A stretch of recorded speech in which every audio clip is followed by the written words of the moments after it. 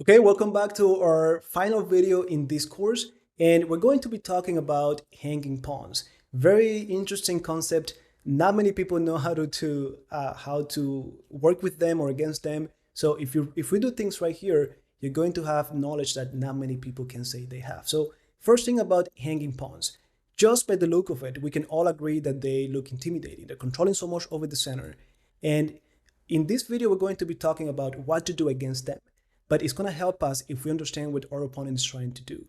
So if I have the hanging pawns, right, what I want is to keep them like that next to each other. We learned when we were beginners that pawns are better when they are next to each other, but we have to move at some point. And when we do, weaknesses are created. For example, let's say that the white pieces did a move like this here, right?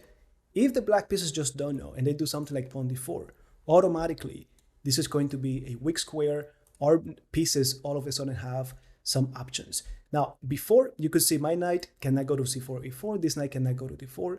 So this is what they want. Also, they're going to be trying to use this isolated pawn we talked about already to create other weaknesses. So we have to be careful with this. Now, from our end, in this case, we're the white pieces.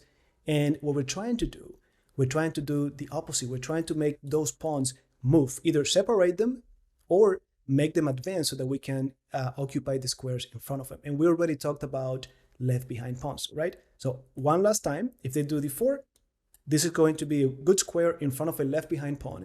And finally, if c4, there's a good square here as well. Now, we gotta be careful with not letting them get past pawns. And if they get them, we have to make sure that we're ready to blockade those past pawns. So, in essence, what we're trying to do is make the pawns separated. So we're either going to put pressure on them, like you could see here, I have a battery. And if I could continue to drill on it, maybe something like bishop a3, they have to push it. And that's what I'm looking for, or rook d1 and so on. But another resource, another plan that we use is to use our pawns to attack them. And hopefully with that, we make them isolated. So feel free to pause the video. By now, you should have a better understanding of what we're looking for. So see if you can come up with the next move here for the white pieces. Well, the move that they did was actually pawn to b4. So if you pause the video and you found it, congrats. And now all we're looking for is for those pawns to become weaker. And that's going to be the case, of course, if they take, look, isolated pawn from video number 1. And if they don't, well, I'm going to be ready to take them.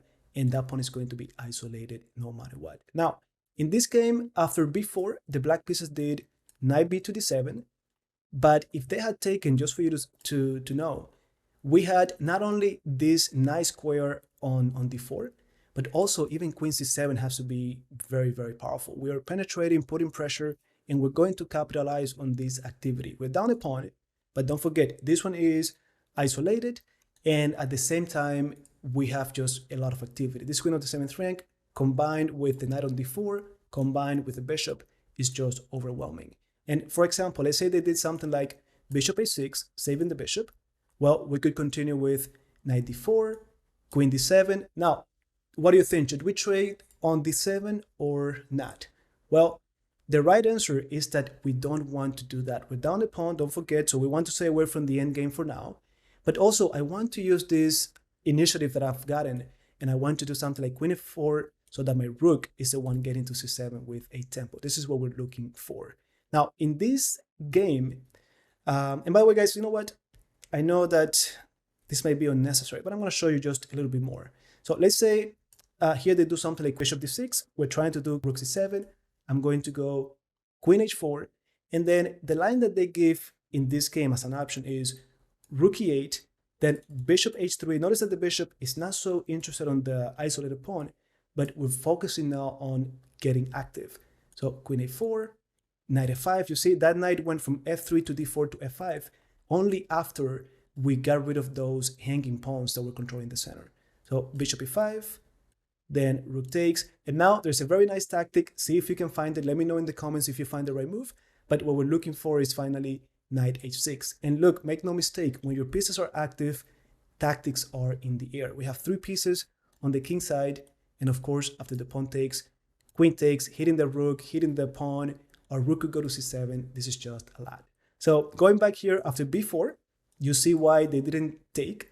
They did knight b to d7. Now, the moment we take on c5, you guys should know what this is. This is automatically an isolated pawn. So now we switch gears and we focus on that isolated pawns and the weak square in front of it. So next move, let me show you quickly. Knight b3, not only trying to get the pair of bishops, but we're also keeping an eye out for that square. Isolated pawns, we learned on video number 1, we need to make sure that it doesn't advance. And that's what we're doing right here. So we got rook c8, then we take the bishop, of course, rook takes, queen takes, hitting the bishop, queen b6, and now you're gonna see how they start utilizing that weak square in front of the isolated pawn. So we got bishop d4, they have to trade queens if they don't wanna lose material, so queen b3, pawn takes, and you might be asking, okay, how come that we also got an isolated pawn? Well, we got an isolated pawn, but they got 2, and after rook b5, you can see how the white pieces had to do knight d2. And this is, again, the biggest problem with isolated pawns is that they cannot be defended by other pawns. Our pieces, this knight, instead of being attacking, getting to the center, has to become passive. But that's okay because they have 2 isolated pawns. So knight d2, a5. Now rook c7, we know this, very powerful move. a4. And now this is a very crucial moment. I know it's a lot. I know you might be tired. But see if you can pause the video and think of what you do next as the white pieces. Would you take the pawn? Would you do something else? Well, the move here, it might seem a little bit counterintuitive, but the move here is actually rook to a1. And many people fail to see this move because they say, what if they just take the pawn? Well, we're gonna take the rook and try to do this in your head, okay? So try to visualize. Bishop takes, and now we get a very nice fork to collect that bishop. So just to show you here quickly, give me the rook, and then fork, give me the bishop.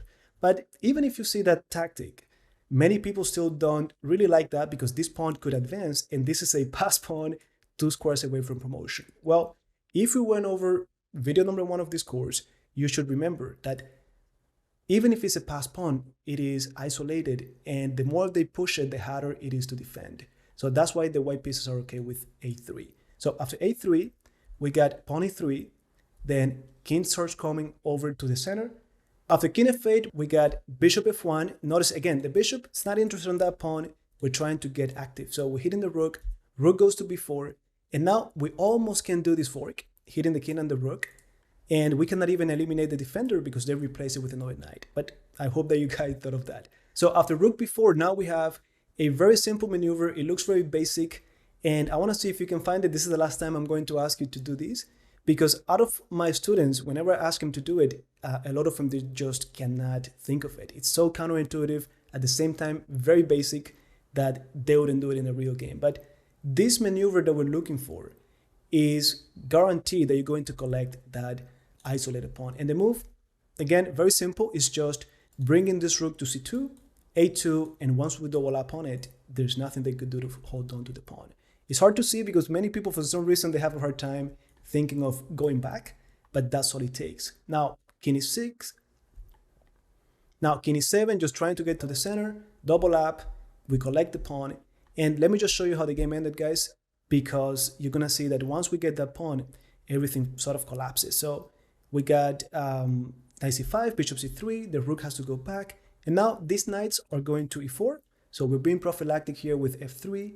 And at this point, we have bishop c8, and the final move, feel free, I'm not going to ask you to pause the video, but feel free to try to find it because this is the final move. If you do this move, then after this move, the black pieces just resign. And the move, if you thought of before, that's a very powerful move, but the move is actually pawn to e4. We're threatening to do a fork. If they take on e4, well, our knight could go to c4 with a tactic, with a fork to collect the rook. And again, guys, this is just too much for the black pieces. Like I told you in the other videos, feel free to take this final position, set it up against the engine, and see if you can capitalize on it. See if you can go all the way to checkmate. With that said, thanks for watching. It's been a pleasure to do all of these videos for you. I think this is a great course, and I hope that you find some value in it.